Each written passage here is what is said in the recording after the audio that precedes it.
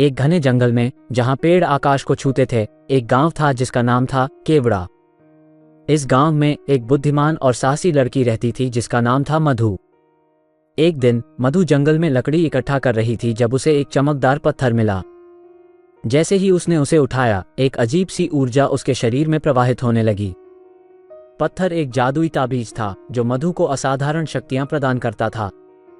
वो अब पेड़ों से बात कर सकती थी, जानवरों को समझ सकती थी और भविष्य देख सकती थी। मधु ने अपनी शक्तियों का उपयोग गांव की भलाई के लिए करना शुरू किया। उसने बीमारों को ठीक किया, भूखे लोगों को खाना खिलाया और खोए हुए यात्रियों को रास्ता दिखाया। लेकिन जैसा कि समय बीतता गया, मधु की शक्तियों ने कुछ लोगों में ईर्ष्या और लालच पैदा किया।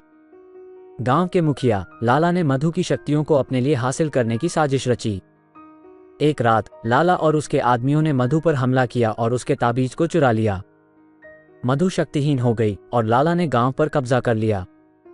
गांव के लोग लाला के अत्याचार से पीड़ित होने लगे, लेकिन मधु ने हार नहीं मानी। उसने मदद के लिए जंगल के जानवरों और पेड़ों से गुहार लगाई। जंगल ने मधु की पुकार का जवाब दिया।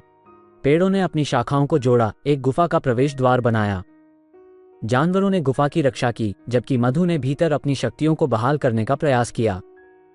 दिन रात अभ्यास करने के बाद मधु एक बार फिर से शक्तिशाली हो गई। उसने गुफा से बाहर निकली और लाला के आदमियों का सामना किया। एक भयंकर लड़ाई हुई। मधु की शक्तियों ने लाला और उसके आदमियों को हरा दिया। गांव के लोग मुक्त हो गए और लाला को उसके दुष्ट कर्मों के लिए दंडित किया गया। और इसलिए मधु गांव की नायिका बन गई। उसकी कहानी पीढ़ियों से सुनाई जाती रही। ये याद दिलाती रही कि भले ही शक्तियां हमें दी जा सकती हैं, लेकिन हमारे नैतिक मूल्य और हमारे दिलों की अच्छाई ही हमें सच्चा नायक बनाती है।